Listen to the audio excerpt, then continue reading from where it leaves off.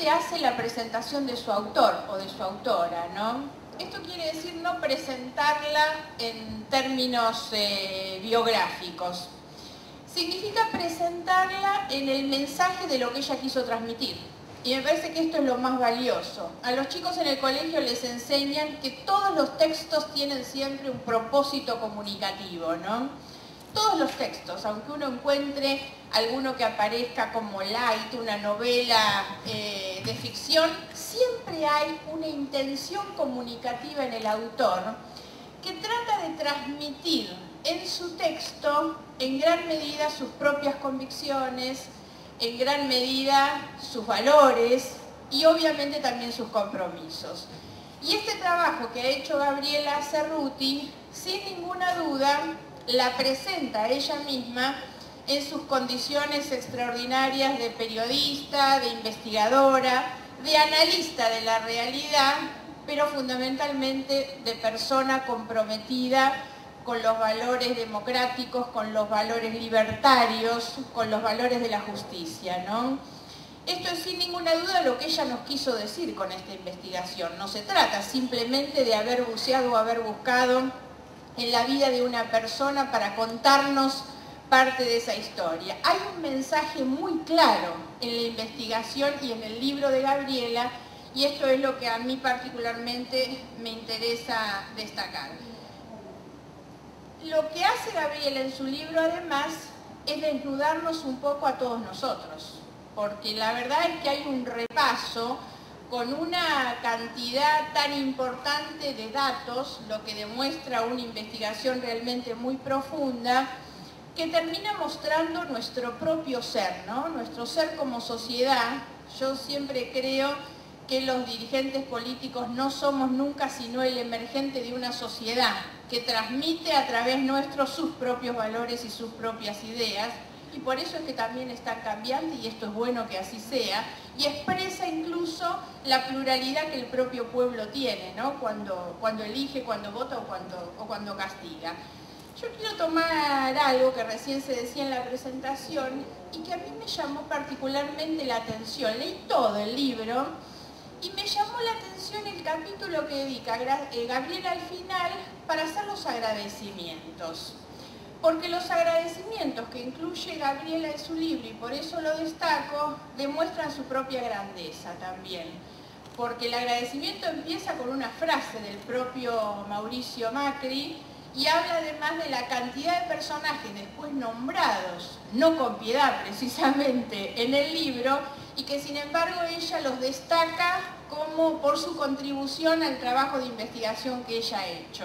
Un agradecimiento que, como se dijo, ella hace extensivo también a su equipo de trabajo. Destaco la presencia de Alejandro Mosquera, que está mencionado especialmente, todo su equipo que ha colaborado con ella, y a su familia también, a quien tiene una referencia importante. A mí me llamó la atención el capítulo de los agradecimientos. No lo diría si, como en cualquier otro libro, los agradecimientos estuvieran, pero serían un pasaje más. Pero a mí me llamó la atención. Yo decía recién que el libro de Gabriela es un repaso de por nuestra historia política contemporánea, y ese es seguramente su valor, porque además eso es lo que nos obliga a todos a un ejercicio de reflexión que nos viene muy bien. Hacer un repaso por lo que nos ha pasado y por lo que hemos sido o hemos generado durante todo este tiempo es un buen ejercicio, porque en definitiva la historia de vida del pibe está inserta y está enclavada en ese contexto y en esa descripción histórica. Entonces el valor que tiene no es, a mi juicio, tanto el dato muy minucioso, por supuesto, un muy buen escrito sobre la vida del personaje, sino en realidad el poder encontrar y analizar ese personaje en un determinado contexto histórico. Gabriela utiliza muy bien el escenario de la dictadura y el escenario de la democracia para poder plantear también con mucha claridad cuáles son las diferencias de visión que ella tiene sobre esos dos periodos y cuáles son las lamentables similitudes que existen en esos dos periodos de nuestra historia. Esos son los escenarios, ¿no? Yo creo que además es un libro aleccionador lo que hicimos, de lo que somos como sociedad, ¿no? Y me animaría a decir algo, que pese a una visión crítica del empresario, del dirigente de fútbol, dirigente social, digamos, y del político, creo que seguramente sin proponérselo, Gabriela lo termina humanizando. Posiblemente porque ha incluido, y esto también me parece un acto de generosidad, ha incluido en el relato de su vida muchos aspectos que terminan humanizándolo, por lo menos que nosotros nos debamos preguntar al final por qué ocurre o hace determinadas cosas, ¿no? Es un libro novedoso, revelador, que tiene una gran, digamos, cantidad de datos importantes. Ahora, el libro describe, menciona reiteradamente a una cantidad de personas que son ese hilo conductor a lo largo de la historia que recorre Gabriela en su libro. Esos personajes que han sido obviamente los más influyentes en la vida del pibe, han sido además personajes demasiado influyentes en nuestras propias vidas, indirectamente por haber sido personajes a lo largo de toda esa historia. La influencia que el libro registra del propio Franco Macri y de su familia, de todo ese clan, no es neutra a nuestra historia política contemporánea. Tiene una enorme influencia sobre su hijo, pero tiene una enorme influencia sobre nuestra propia historia. Obviamente Menem y Grosso que aparece, porque además a mí me ha resultado atrapante porque encontré cantidades de cosas que desconocía, ¿no? Y por eso me pareció también muy novedoso y realmente con una lectura muy ágil que por supuesto recomiendo, ¿no? Menem y Grosso es un personaje muy importante en la vida de Macri. Y es, si se quiere, un personaje que también sirve en gran medida para unir esa historia.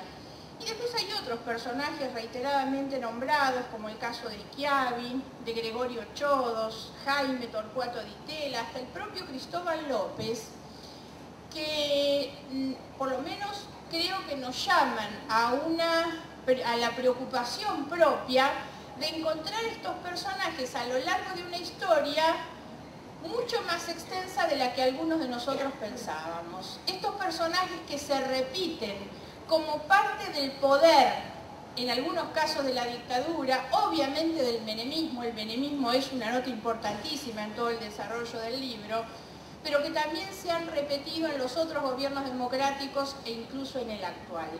Como factores de poder y de vínculo en esto que analiza el libro, que es el vínculo tan estrecho entre la política y los negocios, en definitiva, entre la política y el dinero.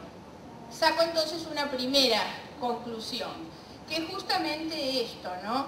El vínculo entre la política y los negocios como una constante en nuestra historia política contemporánea. Y me voy a permitir leer un primer parrafito. Voy a tratar, me avisan cuando esté demasiado largo, pero hay algunos parrafitos. Estoy muy... No, entonces no voy a leer nada y voy a seguir. El segundo elemento que me parece importante también destacar y que también sirve para unir las distintas etapas es la relación entre la política y el fútbol, ¿no? Y el fútbol también como uno de los ejes de los negocios, de la búsqueda de popularidad, de votos, y esto también ha sido una constante en los distintos gobiernos democráticos. Y son las lamentables similitudes que uno encuentra entre lo que fue el origen de Macri, que ubicamos en el menemismo, y el gobierno actual también. Obviamente que hay un repaso, digamos, de todo lo que ha significado el poder empresario en la Argentina, la patria contratista, la patria financiera, Fiat como uno de los ejes centrales.